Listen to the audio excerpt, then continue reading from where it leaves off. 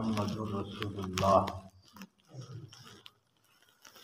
والذین معه اشداء علی الکفار رحماء بینہم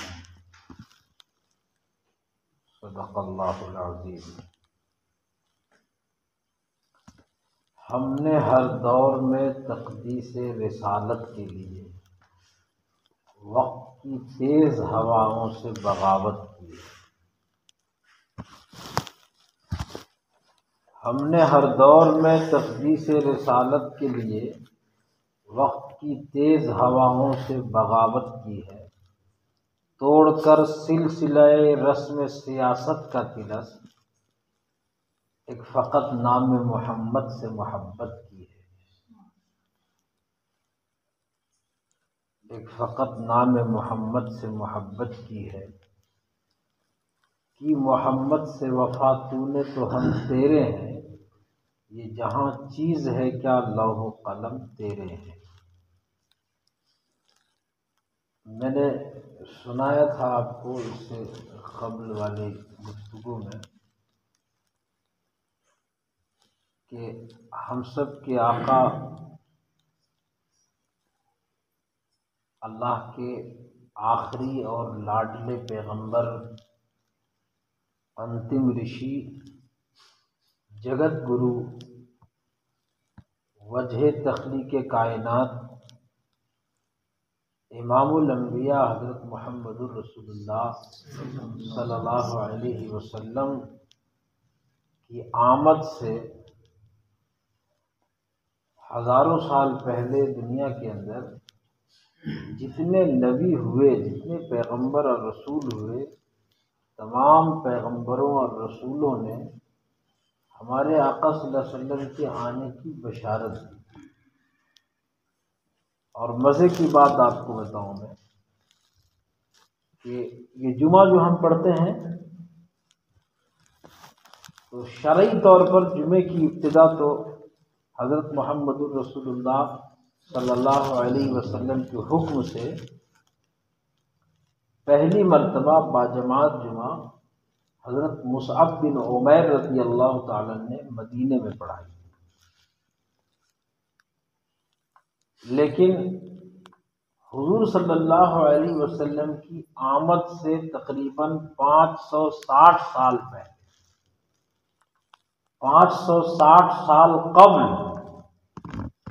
رسول اللہ صلی اللہ علیہ وسلم کی اجداد میں سے ایک آدمی، ایک شخص گزرا ہے جس کا نام تھا کعب ابن لوئی۔ وہ اپنے یہاں لوگوں کو جمع کرتا تھا۔ جمعہ تو اصل جمع ہی سے بنا ہے، لوگوں کو جمع کر کے وہ نماز تو نہیں پڑھتے تھے لیکن خطبہ ضرور دیتے تھے، اور اس خطبے میں رسول اللہ صلی اللہ علیہ وسلم کی آمد کی بشارت اور حضور علیہ الصلوۃ والسلام کے آمد کے بعد لوگوں سے یہ اقرار لینا کہ وہ نبی جب آئیں گے تو ہم سب مل کر کے ان کی اتباع کریں گے، ان پر ایمان لائیں گے اور ان کے نقش قدم پر چلیں گے۔ یہ حضور کی آمد سے 550 سال پہلے کا واقعہ ہے۔ تو اندازہ کیجئے کہ نبی صلی اللہ علیہ وسلم کی آمد سے پہلے کس درجے کا اہتمام اللہ تبارک و تعالی نے کیا۔ اللہ رب العزت نے اس کا اہتمام اس قدر کیا کہ بھارت میں رہنے والا پنڈت جی بھی کہہ رہا تھا ایتس مننترے ملک شاچاریہ سمنوتا مہامت اتی خیاتا شش شاخا سمنوتا نری پسچیو مہادیوم مروستھم نواشنیم گنگا جلے شنسناپتائے پنچگویہ سمنوتا۔ وہ یہ کہہ رہا تھا کہ وہ غیر ملکی ایک رشی ہوگا جو غیر آریہ ہوگا، بھارت کا رہنے والا نہیں ہوگا، وہ دنیا میں محمد کے نام سے، مہامت کے نام سے وکھیات ہوگا، مشہور ہوگا، اس کا نام محمد ہوگا اور اس کے ماننے والوں کی پہچان ہوگی انہی छेदी सुखाहीना शमशुरू धारी च दुष्का उच्च लापी सर्व भक्षी भविष्यति जनोमम बिना कौलम च पश्वस्तेषाम भक्ष्या मतामम। उनकी पहचान ये होगी कि वो दाढ़ी रखेंगे, चोटी नहीं रखेंगे, खतना कराएंगे, मखतून होंगे, वो उनके मानने वाले, वो खतना कराएंगे, चोटी नहीं रखेंगे, दाढ़ी रखेंगे, मांसाहारी भी होंगे और शाकाहारी भी होंगे, लेकिन जो मांस वो खाएंगे, जो गोश्त खाएंगे, वो उस जानवर का गोश्त खाएंगे जिस जानवर पर मंत्र पढ़ा हुआ होगा और दुआ पढ़ी होगी, हलाल किया हुआ जो जानवर होगा उसका गोश्त खाएंगे और उसी का मांस वो भक्ष करेंगे, उसको खाएंगे, उसी का भोजन करेंगे। ये तमाम अलामतें और तमाम चीज़ें बता दी गई और अल्लाह के नबी हम सब की आका व मौला जनाब मुहम्मदुर रसूलुल्लाह सल्लल्लाहु अलैहि वसल्लम जब दुनिया में तशरीफ ले आए, उस दौर में तशरीफ लाए, उस काल और उस घड़ी में तशरीफ लाए कि जब कायनात और संसार में अंधकार छाया हुआ था, मशरिक से लेकर मगरिब तक, शिमाल से लेकर जुनूब तक, पूरी दुनिया का चक्कर लगा लीजिए और उस दौर की तारीख का मुताला कीजिए, उस दौर की तहजीब को पढ़िए, उस दौर के कल्चर को पढ़िए, उस दौर के इंसानों की जीवनी को पढ़ा जाए तो मालूम ये होगा कि पूरी दुनिया सिसकी ले रही थी, पूरी दुनिया आहों में मुब्तला थी और पूरी दुनिया किसी उद्धारकर्ता का इंतजार कर रही थी कि हाँ, पैगंबरों की बशारत के पूरे होने का वक्त हो रहा था। वो दुआए खलील और नवेद मसीहा के आने का ज़माना था कि जब हुए पहलुए आमना से हुवैदा, दुआए खलील नवेद मसीहा रसूलुल्लाह सल्लल्लाहु अलैहि वसल्लम जब आ गए तो वो आए तो सिर्रे आफरीनश पा गई दुनिया, वो आए तो सिर्रे आफरीनश पा गई दुनिया, अंधेरों से निकलकर रोशनी में आ गई दुनिया। वो आए जिनके आने की जमाने को जरूरत थी, वो आए जिनकी आमद के लिए बेचैन फितरत थी, वो आए गिरिए याकूब में जिनका तराना था, वो आए गिरिए याकूब में जिनका फसाना था, वो आए नगमे दाऊद में जिनका तराना था। वो जब आ गए तो अज्ञान हेतु कृत मोमदांधकार नाशम विधायम है तदय तो विवेक कहा कि उसके आने के बाद विवेक का, दानाई का, अक्लमंदी का ये एक बाब खुला है कि दुनिया उससे पहले अंधकार में थी, उससे पहले जिहालत में थी, उससे पहले जलालत में थी।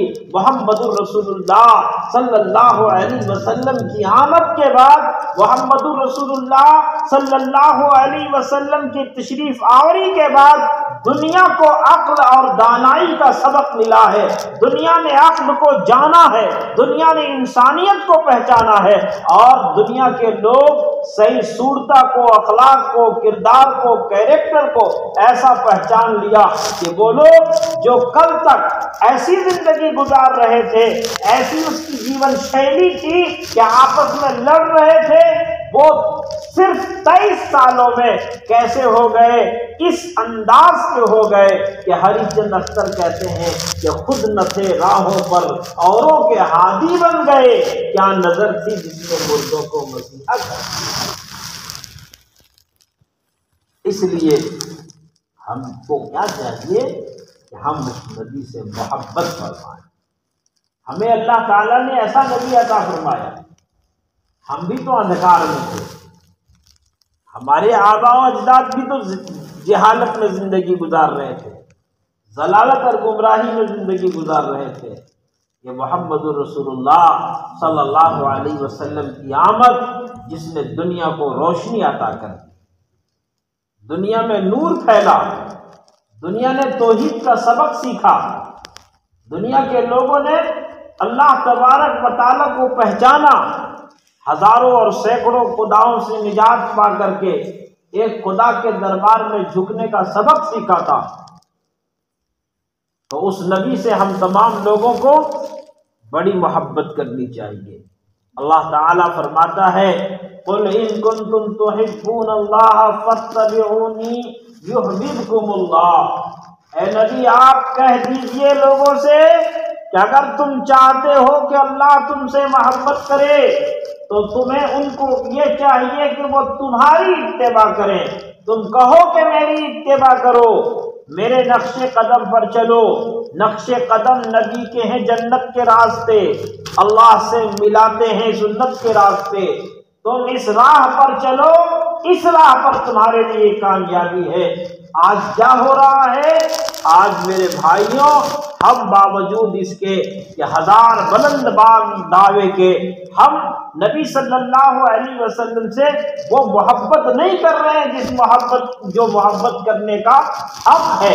حضور سے عشق کا حق، حضور سے محبت کا حق کیسا ہے؟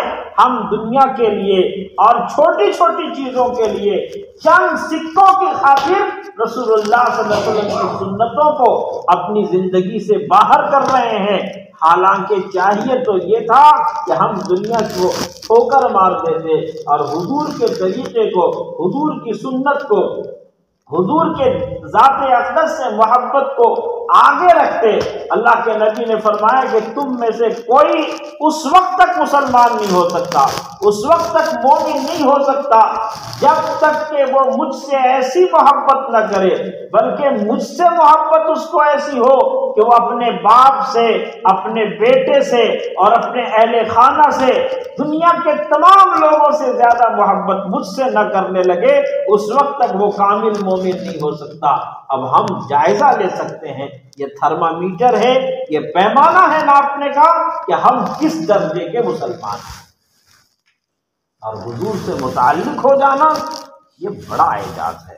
ہمارے ایک بزرگ گزرے ہیں، حضرت مولانا محمد امین صفدر اوکاڑوی، پڑوس کے ملک میں تھے، بڑے مانے ہوئے مناظر تھے، قادیانیوں کے ساتھ اور دوسروں کے ساتھ بڑے مناظرے ان کے تھے. ایک جگہ گئے وہ تقریر کرنے کے لیے، تو وہاں قادیانی بہت، قادیانیوں کا نام سنا ہے آپ لوگوں نے؟ قادیانی مسلمان نہیں ہیں، لیکن ملیں گے تو کہیں گے کہ ہم لوگ بھی مسلمان ہیں. ہمارا عقیدہ ایک یہ ہے، اہل سنت والجماعت کا مسلمہ عقیدہ یہ ہے کہ محمد الرسول اللہ صلی اللہ علیہ وسلم آخری نبی ہیں اور آپ کے بعد پھر کوئی نبی نہیں ہوگا. آپ پر اللہ نے نبوت کو ختم کر دیا. حضور کے بعد جو کسی کو نبی مانے وہ ٹوپی والا بھی ہو، داڑھی والا بھی ہو اور ٹخنے سے اوپر پاجامہ بھی پہنتا ہو، لنگی بھی پہنتا ہو، لیکن یہ کہتا ہو کہ مرزا غلام احمد قادیانی یا کوئی بھی اس طریقے کا گمراہ کن انسان بھی نبی ہو سکتا ہے، نبی ہے تو وہ آدمی کافر ہے، مسلمان.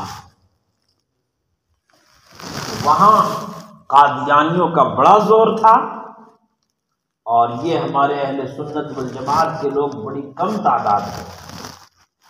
حضرت وہاں گئے تو ان لوگوں نے لفافہ پیش کیا، لفافہ، اور کہا کہ حضور آپ آ گئے، اچھی بات ہے، یہ آپ کا نذرانہ ہے اور آپ واپس چلے جائیے، ہم کو تقریر نہیں کرانا. تو بولے کیوں؟ تو کہا کہ ہم لوگ کمزور ہیں، کم تعداد میں ہیں، آپ تو تقریر کر کے چلے جائیں گے لیکن بعد میں یہ مردود قادیانی ہم کو پریشان کریں گے، ہم لوگوں کو. تو انہوں نے کہا کہ دیکھو، بات اگر میری اپنی ذات کی ہوتی تو میں واپس چلا جاتا، اب تو بات آ گئی محمد الرسول اللہ صلی اللہ علیہ وسلم کی، تو اب یہاں تقریر ہو کر رہے گی اور میں یہاں تقریر کر کے جاؤں گا. نبی کی عزت اور عصمت پہ اپنی جان قربان کر دی جائے گی. ہم تو وہ لوگ ہیں کہ نبی سے ایسی محبت کرتے ہیں کہ جو جان مانگو تو جان دے دیں، جو مال مانگو تو مال دے دیں، مگر ہم سے نہ ہو سکے گا کہ نبی کا جاہو جلال دے دیں. ہم یہاں سمجھوتا نہیں کریں گے. محمد الرسول اللہ صلی اللہ علیہ وسلم کی بات آئے تو وہاں ہم سمجھوتا نہیں کریں گے، وہاں تو آر پار کی لڑائی ہوگی، چاہے جان ہماری جائے یا ہم جان کسی کے لے لیں، ہم شہید ہوں یا غازی کہلائیں، بات ذات محمد کی ہوگی، بات ذات رسالت کی ہوگی، بات آقا نامدار کی ہوگی تو ہم اپنے سر دھڑ کی بازی لگانے کے لیے تیار ہیں۔ چنانچہ ان لوگوں سے جب کہا گیا تو وہ بھی متاثر ہوئے، تو حضرت نے فرمایا کہ کوئی ایسا آدمی بتاؤ کہ جو آدمی بہت بڑا گنڈا ہو، جس سے لوگ ڈرتے ہوں۔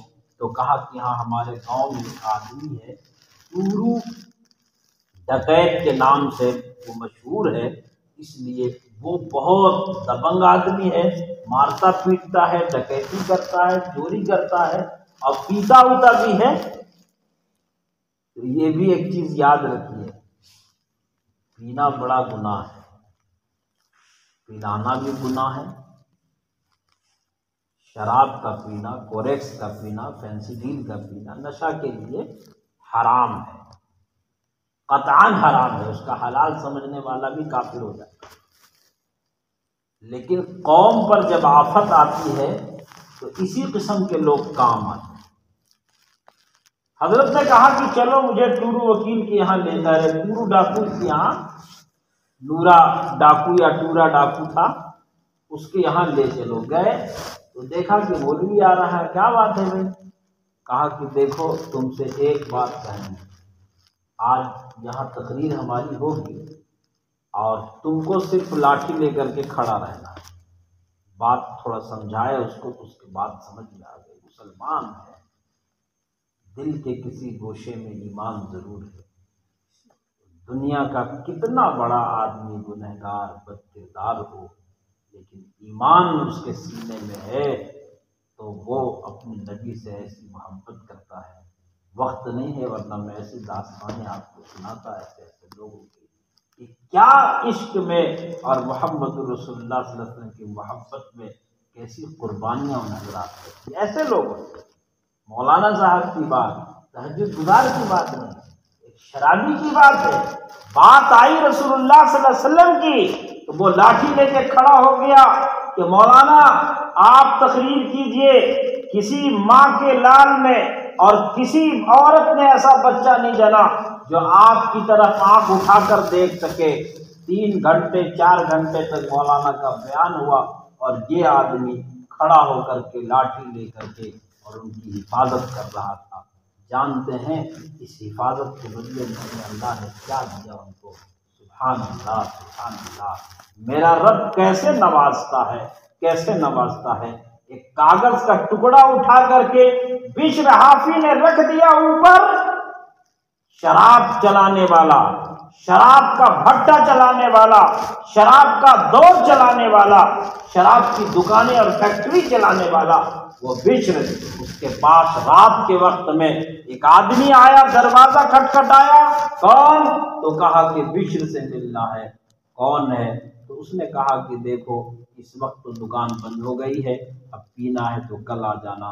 نوکر سب چلے گئے۔ کہا کہ سنو میں تمہارا شراب لینے کے لیے نہیں آیا، میں ایک خوشخبری دینے آیا ہوں، میں اللہ کی طرف سے بھیجا ہوا ایک فرشتہ ہوں، میں اللہ کی طرف سے آیا ہوں، فرشتہ ہوں اور تمہیں یہ بشارت دینے کے لیے آیا ہوں کہ اللہ تعالیٰ نے تم کو کہا ہے کہ بشر نے میرے نام کی عظمت کو بلند کیا، میرے نام کا احترام کیا، میں اس کا احترام کرتا ہوں۔ بس یہ الفاظ اس کے کان میں جانے تھے کہ اس نے کہا کہ میں اتنا بڑا گنہگار، میں ایسا خطاکار، میں ایسا سیاکار، میرا رب مجھے یہ پیغام دیتا ہے، قسم خدا کی میں اس وقت توبہ کرتا ہوں۔ شراب خانے کو آگ لگا دی اور ننگے پاؤں تھے، انہوں نے کبھی جوتا نہیں پہنا، پیر ننگے پیر رہتے تھے، اس لیے ان کا نام پڑ گیا بشر حافی رحمہ اللہ۔ بڑے اللہ والے ہو گئے۔ اللہ تعالیٰ نے معمولی سی باتوں میں کیسی تبدیلی ہو جاتی ہے۔ یہ ڈاکو جو رات بھر مولانا کی حفاظت کر رہا تھا، اب ایک دن مولانا نے کہا کہ میرے پاس جب آیا تو میں پہچانا نہیں، وہ ماشاءاللہ داڑھی اور سر پہ پگڑی اور لباس ایسا جیسے کوئی بڑے مولانا صاحب ہوں، شیخ الحدیث ہوں۔ آیا، سلام کیا، کہا کہ مولانا مجھے آپ نے پہچانا؟ اس نے کہا کہ نہیں میں تو نہیں پہچانا۔ کہا کہ میں وہی ڈاکو ہوں جس نے آپ کی